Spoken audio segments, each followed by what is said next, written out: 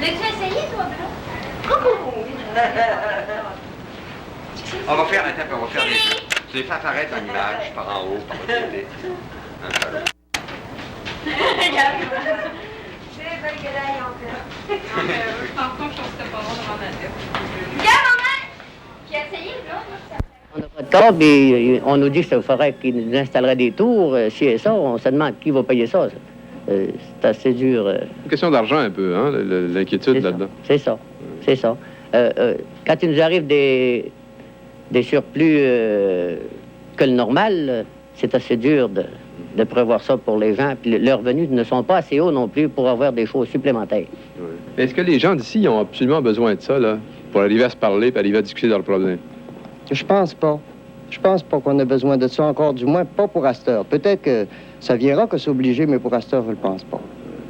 Parce que quand même, ici, à Saint-Edmond, les gens se rencontrent très souvent, puis peuvent discuter de leurs affaires très souvent. Assez souvent. D'ailleurs, la paroisse n'est pas absolument grande. On se rencontre presque toutes les semaines. Tout le monde se sont donné la main. On se rencontre assez souvent. Puis vous allez aussi à Albanel, à Normandin. À Normandin, presque tous les jours. On va là, un peu partout. On vit dans un milieu... Puis vous ne voyez pas concrètement ce que la télévision communautaire pourrait ajouter à ces contacts que vous avez déjà, quoi. Il y a déjà une communauté qui existe et qui est pas mal étroite, là. Je pense que ça pourrait apporter certaines améliorations, surtout du point de vue scolaire, si vous voulez.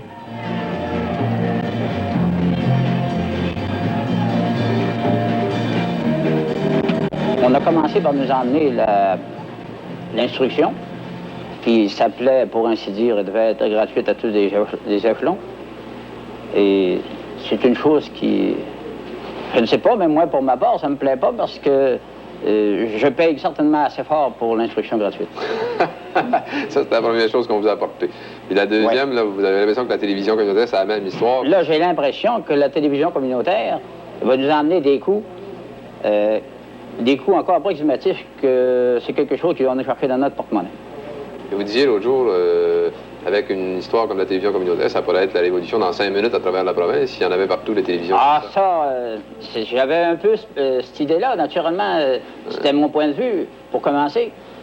Regardez, nous avons la radio, télévision à la grandeur du pays, mais si nous avions seulement que des petits circuits fermés un peu partout dans la province, je ne sais pas, dans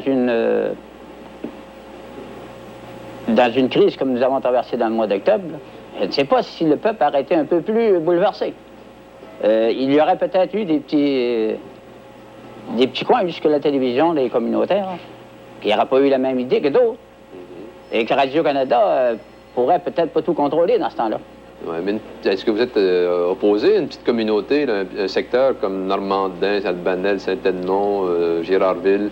Ben, moi, je suis complètement opposé à ça. Vous êtes opposé à ça? Oui. Ah, complètement. Il faut qu'Albanel, ça demeure tout seul, autonome? Albanel peut rester tout seul. À l'heure actuelle, Albanel, on a tous les systèmes qu'il faut pour vivre chez nous. Pourquoi aller se camper après une autre municipalité? Parce qu'on va toujours être les derniers à avoir les services.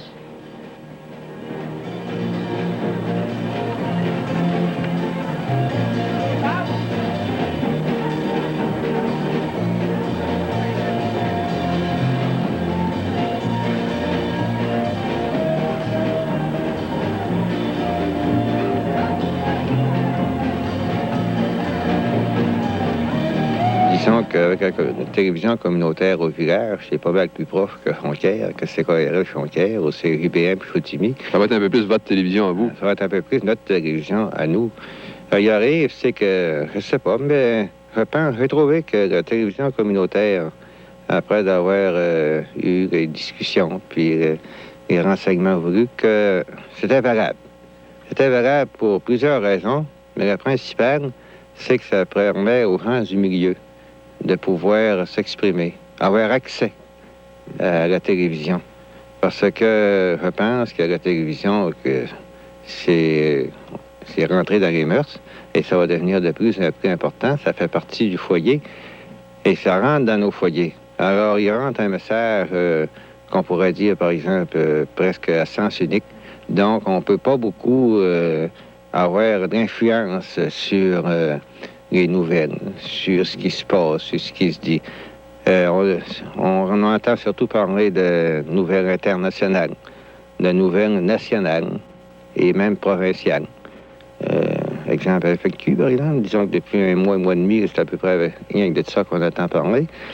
Et je pense qu'il est important que dans notre région, dans notre coin, que les gens, c'est moins nantis, peuvent s'exprimer, peuvent se rencontrer, puis peuvent discuter de leurs problèmes propres à eux pour pouvoir faire front commun auprès de leurs besoins qui leur sont propres.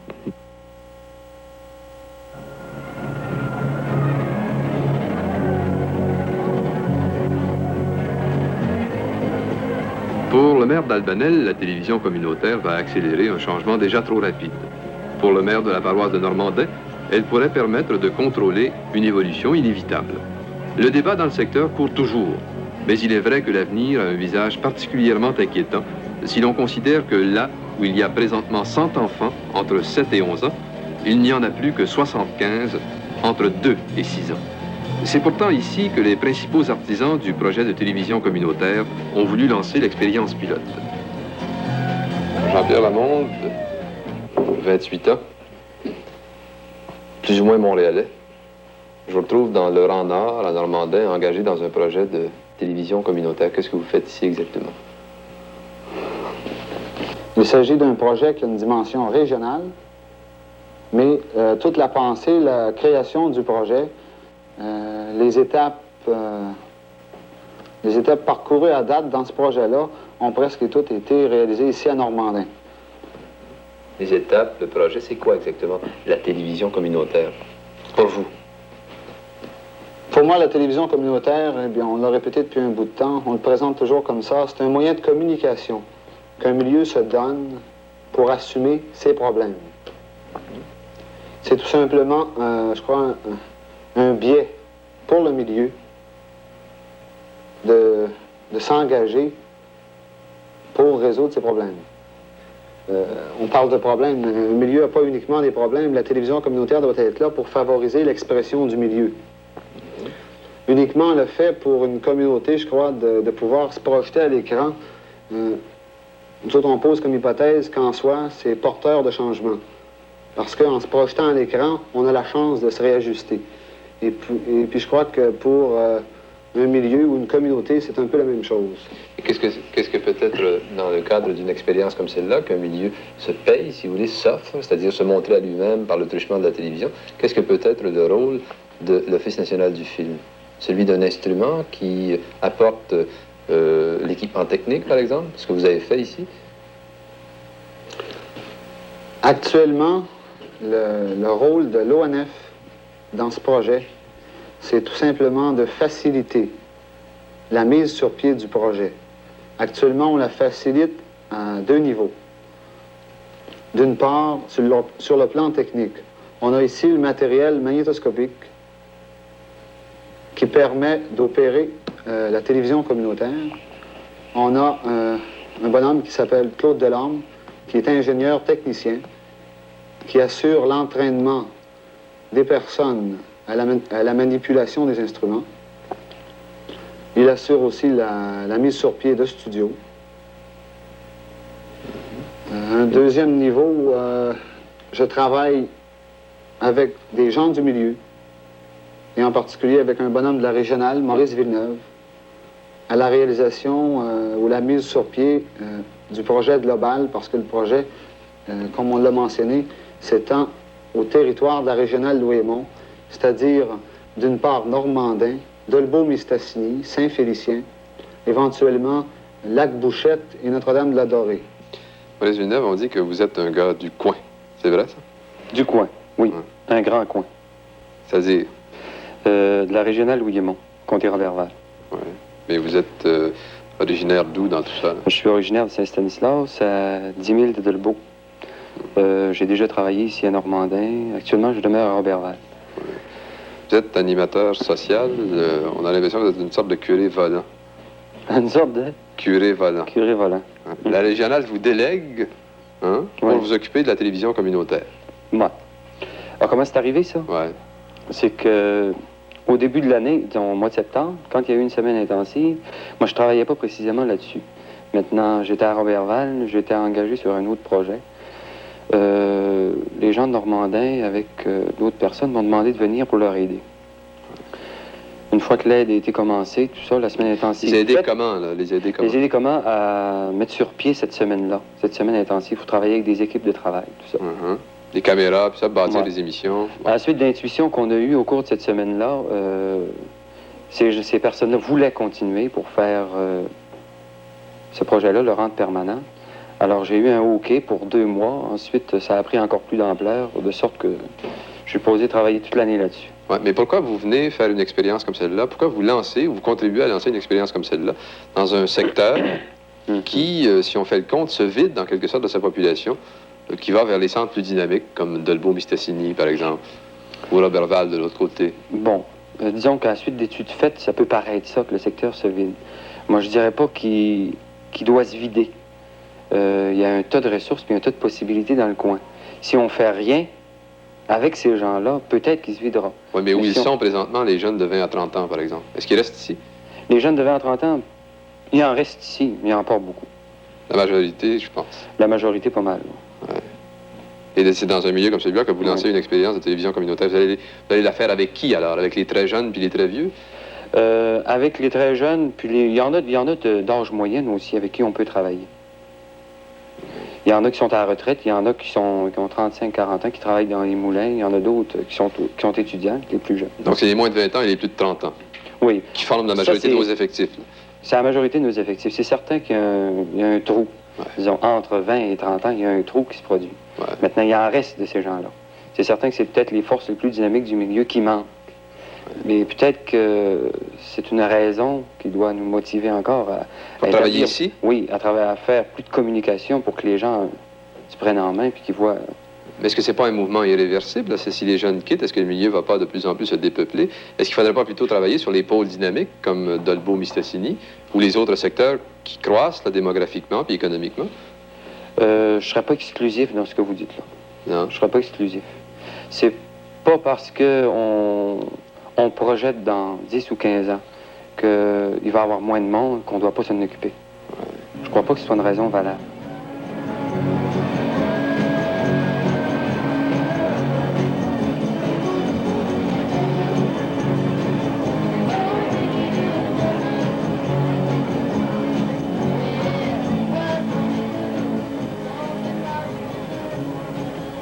Tu penses qu'ici, ça va continuer à Normandin, l'expérience dans le secteur normandin? J'espère. Je crois qu'on a le potentiel pour le faire. Puis je me dis une chose aussi. Si c'est pour demeurer seulement qu'une petite gang comme nous autres qui est ici, là, qui font fonctionner ça, moi, je serais plus intéressé à ce moment-là. Ça va...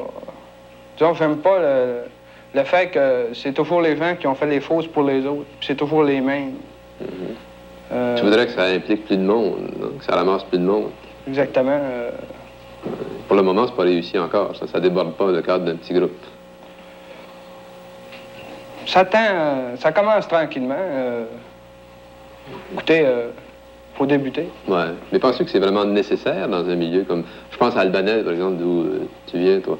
Les gens, ils se rencontrent, ils se parlent, ils ont toutes sortes de contacts, ils peuvent discuter à l'église, l'hôtel de ville, au centre de loisirs. Est-ce que c'est vraiment nécessaire qu'il y ait en plus la télévision communautaire? Parce que ça va coûter des sous, quand même. Vous affirmez que les gens se parlent. Je crois pas.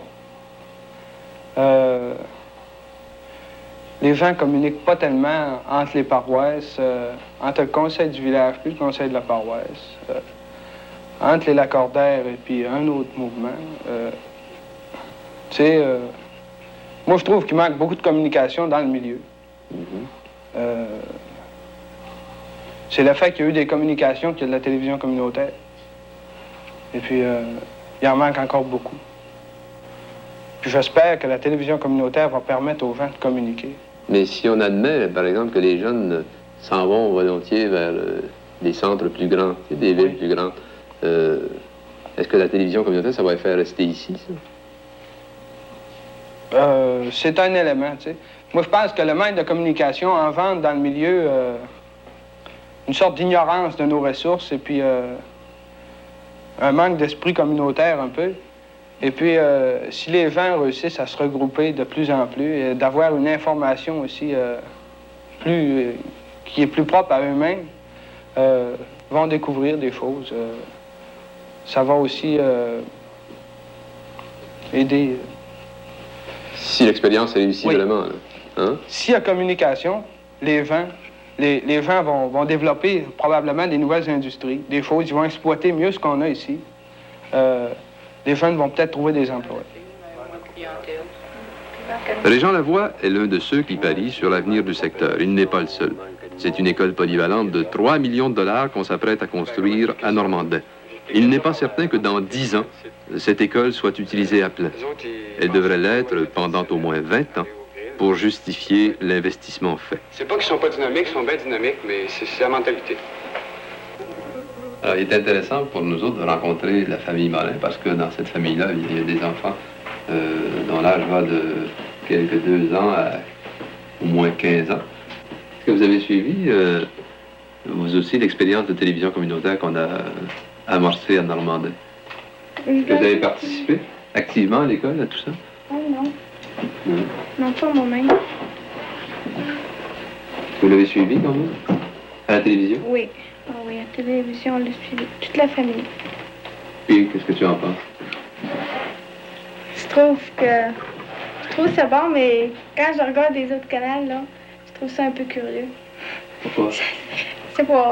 C'est pas des vues, c'est tout autre chose. Ouais, moi, je trouve ça formidable. Puis j'ai trouvé que ça avait... Je sais pas, on dirait que ça fait un lien entre les gens. Ça fait une approche plus directe. Et puis même si j'étais appelé à travailler avec eux autres ou qui me demandaient à participer à un programme quelconque, je crois que moi-même, dans mon domaine de travail, je le ferais participer. D'ailleurs, je pense que je penserais à organiser, comme on donne ici et là, des cliniques spécialisées là, pour les dames là, de viande. Ce serait un des points que je souhaiterais donner avant longtemps. Ouais. Si, en utilisant la télévision. En utilisant la télévision, le poste géant Normandin. Je trouve ça simplement formidable. J'espère que l'expérience va être... du moins, on n'a pas eu assez longtemps, 8 jours, à nous montrer les émissions qu'ils nous ont données, qui ont pigé ici et là. Il manquait peut-être un petit peu de finition. Mais j'espère bien que avec ce que c'est qu'ils font, là, ils sont en train d'organiser les jeunes dans tous les domaines, caméramans, tout ça. Là. Surtout, ça va être des équipes d'ici de jeunes qui vont travailler. J'espère qu'ils sont capables de... Mais moi, ce que je trouve curieux, vous me disiez justement que vous autres, là, un couple de près de 40 ans, avec plusieurs enfants, vous aviez plusieurs activités ici à Normandin, vous participiez à toutes sortes de choses. Les enfants s'amusent, enfin, ils ont beaucoup de choses à faire aussi, ils se sentent bien intégrés dans le milieu. Probablement que les gens se rencontrent très souvent, qu'ils ont beaucoup d'occasions de discuter de leurs problèmes. Est-ce que la télévision, c'est vraiment une chose nécessaire pour arriver à communiquer ici, dans un milieu comme celui de Normandin, puis dans le secteur Normandin? C'est-à-dire, je pense aux autres paroisses autour. Oui, d'après moi, c'est nécessaire, même si, comme vous dites, qu'on a beaucoup d'activités, on sort, on va ici, on va là. Mais encore là, la télévision, c'est majeur, quoi. C'est ça qu'on regarde le plus. C'est un autre genre de sport, si vous voulez. Alors, on se sert de ça. C'est surtout le premier point de départ, ça, la télévision, dans nos foyers. Alors, mademoiselle, vous avez regardé le Canal 3, n'est-ce pas, à Normandin? Oui, je l'ai regardé. Je trouve que c'est très intéressant. Mais c'est pas assez approfondi, le show. Pas assez approfondi. Vous aimeriez mieux qu'on travaille plus longtemps avant de présenter les choses? C'est ça. Plus longtemps, je sais pas. Il me semble que c'est pas assez... Sur le plan technique, alors, comment vous voyez ça, ce qu'on vous a présenté, là? Je trouve que c'est bien présenté. C'est divers, c'est pas toujours la même chose. On parle de plusieurs choses. Je trouve que c'est intéressant sur ce plan. Votre opinion à vous, alors? Oui, franchement, je trouve que c'est un bon projet. Ça nous aide à découvrir les nouvelles de notre région. Ça nous fait connaître plus profondément ce qui se passe ici dans notre coin. Franchement, c'est un bon projet type. Oui. Vous êtes mesureur, je crois, à Girardville. Est-ce que vous auriez des idées pour faire des émissions, par exemple, si c'était possible pour vous de participer à la télévision communautaire? Mais pour nous autres, c'est quasiment presque impossible. On est toujours dans le bois toute la semaine, mais si jamais on vient qu'on est demandé ou on est obligé, on va les aider certainement, mais pour dire, donner des idées, on peut presque pas. On connaît presque rien là-dedans, comme ceux-là qui participent. Ça vous tenterait? Oui, on aimerait ça, travailler avec eux autres.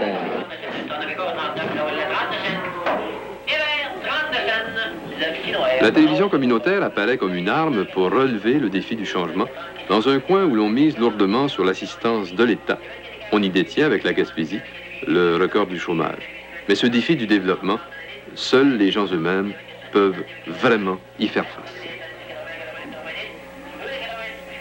Vous avez fourni quand même l'équipement technique. Vous partez avec cet équipement-là pour aller travailler ailleurs. Qu'est-ce que les gens font ici? Quand on décide d'investir ici de l'équipement, c'est-à-dire de prêter l'équipement et du personnel, c'est à la condition que le milieu se prépare tout de suite à nous remplacer aussitôt qu'on sera parti, parce qu'on n'est pas éternel dans la région. On doit être ici jusqu'à peu près au printemps. Bon, c'est en autant que chacun de ces milieux-là est prêt à mettre sur pied le projet, qu'on lui aide en fournissant ce qu'il ne peut pas se procurer au début, en lui fournissant le matériel et certaines personnes pour assurer ses services. Le souhaitable serait que tout le monde... N'y a-t-il pas risque qu'un petit groupe s'empare de la télévision communautaire au détriment des autres? L'expérience se veut ouverte sur toute la communauté, mais il semble bien qu'elle sera fortement influencée par l'école, étudiants et professeurs. Déjà, certains se plaignent que l'agriculture soit négligée dans la programmation. Mais ce rôle de l'école est une garantie que la télé ne se refermera pas sur la petite communauté du secteur. Étudiants et professeurs se réfèrent naturellement à la région, sinon à plus large encore. Le rôle de l'école est de plus une garantie financière peu négligeable et qui pourrait assurer le succès de l'expérience. Plus loin, qui a besoin de plus d'informations. La régionale n'a certainement pas un rôle de direction. Nous n'aimerions pas prendre un rôle de direction car nous fausserions à ce moment-là la pensée de la télévision communautaire. C'est une communauté qui doit se prendre en main. Alors, si elle est dirigée par en haut, ce n'est plus de télévision communautaire. Le but de la régionale, c'est d'avoir une équipe de soutien. Une équipe de soutien qui pourrait être un animateur, peut-être des techniciens, des gens spécialisés en programmation ou quelque chose, qui apporterait à chaque communauté. Si nous en créons 2 ou 3 dans le territoire, de ces communautés, parce qu'il est possible de le faire ici à cause des cadres existants, il faudrait qu'il y ait, pour coordonner le travail de tout ce monde-là, peut-être, une espèce d'équipe de soutien, tout simplement. Au niveau régional. Qui serait au service des communautés, au niveau régional. Cette équipe de soutien, dans certains budgets de la régionale, et c'est ce que nous avons fait comme demande au ministère de l'Éducation, qu'il y ait peut-être une certaine extension de budget du côté de l'audiovisuel pour les premières années, même pour les années subséquentes, mais particulièrement pour les premières années, pour prévoir les investissements. Alors, s'il y a des investissements à faire, la régionale pourrait faire certains investissements et les mettre au service d'une communauté. Et puis, dans les années subséquentes, eh bien, il y aurait l'entretien de cette machinerie-là, le renouvellement et tout. Et puis, une équipe de soutien pour aider les communautés elles-mêmes à se donner un service. Quelques sujets de reportage que nous vous présenterons dans les émissions qui viennent, au moment des émissions qui viennent. La participation, celle que nous offrent les hommes politiques et celle que veulent les citoyens. Une nouvelle forme de loisirs et de pollution, la motoneige. Également, à la veille de l'entrée de plus en plus probable de la Grande-Bretagne dans le marché commun, une entrevue avec Jean Monnet, le père de l'Europe unie. Autre sujet de reportage, les mines d'or, qu'il suffise de mentionner qu'en 1958, il y en avait 53 au Canada. Il y en a aujourd'hui 33. Il n'y en aura plus que 20 en 1974. Mardi, soit dans une semaine, à Clavik, où les Esquimaux et les Indiens du Nord à l'heure du pétrole. Vendredi prochain, un reportage sur Latsuc, ville du Québec où 2 travailleurs sur 10 seraient en chômage. Et voici d'ailleurs quelques images de ce reportage de Louis Martin. Vos parents à vous, madame, votre père? Il travaillait à la CIP, il travaille encore actuellement. Ça lui fait combien d'années, ça? Au-dessus de 30 ans environ. Vous êtes vraiment là, une famille CIP. Oui. Et vous, M. Arsenault? Votre père à vous, qu'est-ce qu'il fait? Il travaille pour la CIVF Transport. Ouais. Et disons que quand on est jeune ici, le rêve, là, c'est de rentrer à l'usine. Oui. Il y a juste la seule compagnie qui est ici. Quand on rentre là, c'est la stabilité, c'est la sécurité. Un coup qu'un gars tombe permanent, il se pense en sécurité. Il se pense en sécurité. Dans ce temps-ci, on ne l'est plus. La ville de La Tuque, c'est comme une grande famille. Quand il arrive un malheur à un membre d'une famille, tout le monde s'en ressent. Et puis ici, à La Tuque, sur le côté sentimental, tout le monde s'en ressent, et aussi sur le côté économique.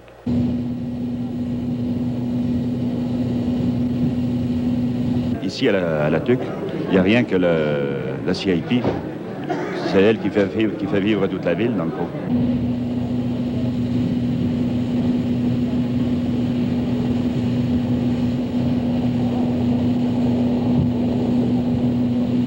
Le grand créateur nous a avantagés du côté géographique, puis disons du côté faune, disons du côté terrestre, nous sommes avantagés par un décor féerique des plus formidables. Bonsoir, à vendredi.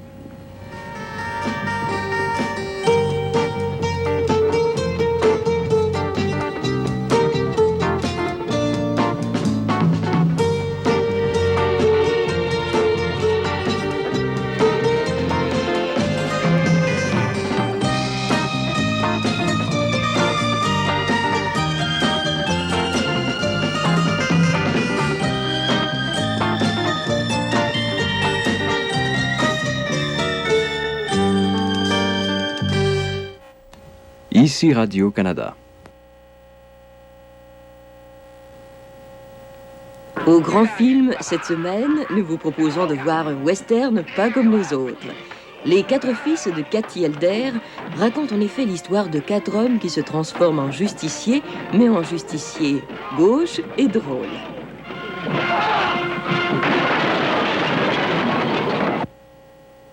Pourquoi ma mère n'aurait-elle pas voulu que je trouve le meurtrier? Parce que ça signifierait une nouvelle tuerie. Et Katie haïssait les tueries. Ce salaud a traité papa de tricheur, d'escroc et d'ivrogne. Est-ce que ton invitation à prendre le revolver tient aussi pour John Elder? Voyons les enfants, croyez-vous avoir mieux élevé que ça? On ne prend pas un bain tout habillé. Toi, Anto!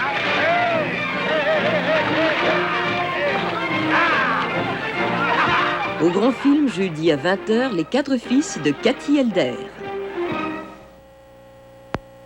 L'artichaut, quel gourmet n'en connaît pas la douce saveur?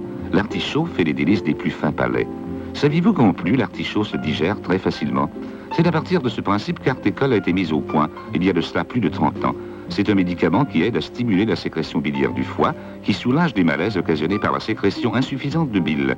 Artécol a fait ses preuves. Artécol favorisera votre mieux-être digestif en stimulant la sécrétion biliaire de votre foie. Exigez Artécol.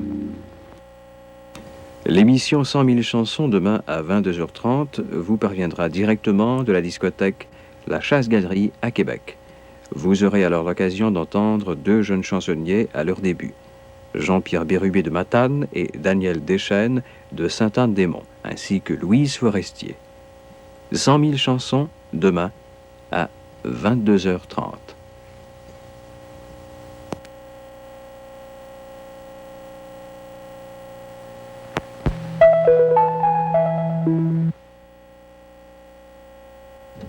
Le téléjournal de Radio-Canada.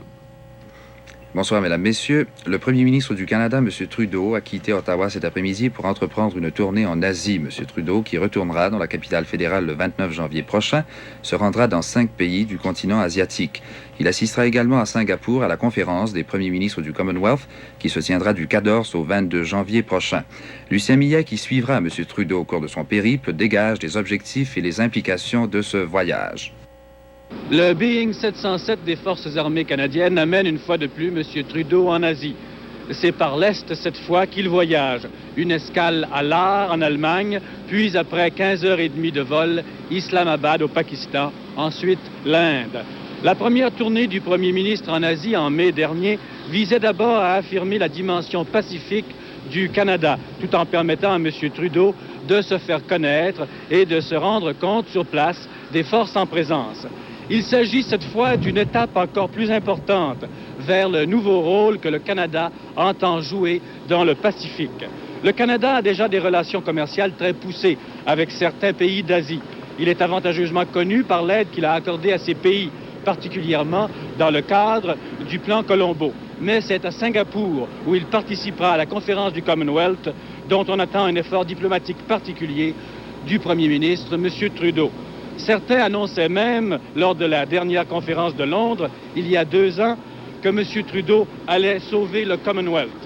La Grande-Bretagne, on le sait, a des difficultés à maintenir son leadership au sein du Commonwealth, à cause de sa détermination à vendre des armes à l'Afrique du Sud et aussi à cause de son entrée probable au marché commun européen. Le Commonwealth, cependant, sans la Grande-Bretagne, serait impensable. Et c'est donc un rôle de médiateur, peut-être, qui est attendu du Premier ministre du Canada. Quoi qu'il en soit, le Canada a entrepris d'établir une présence à sa mesure dans ces régions en voie de transformation profonde. Quelques minutes avant son départ, M. Trudeau a abordé au cours d'une brève conférence de presse les divisions qui risquent d'éclater à la conférence des premiers ministres du Commonwealth par suite de l'intention de la Grande-Bretagne de reprendre ses livraisons d'armement à l'Afrique du Sud, faisant allusion à la possibilité d'une exclusion de la Grande-Bretagne du Commonwealth par suite d'un vote de la majorité des membres de l'organisation. Notre correspondant a demandé à M. Trudeau si l'on pouvait envisager un Commonwealth sans la Grande-Bretagne. Oui, bien sûr. Ce serait un animal assez bizarre, mais au fond, c'est une association d'États indépendants et si un membre, si important soit-il, décide de quitter cette association, l'association peut continuer d'exister. Si, évidemment, ceux qui restent y trouvent des avantages assez considérables. Mais comme je viens de le dire, je crois qu'il y a beaucoup d'avantages dans cette association de pays libres et je crois que même si l'un ou l'autre des membres devait en partir, ça vaudrait la peine de continuer le Commonwealth. Aux Nations Unies, aujourd'hui, les entretiens entre les Arabes et les Parce qu'ils ont décidé des gars qui seraient pas des conseillers de la ville de Dartmouth viendraient les former des citoyens. C'est ça, un autre avec les syndicats. Alors, la partie mutuelle, la partie Saint-Georges, la partie Blackley, là, ils ont décidé de se former des citoyens.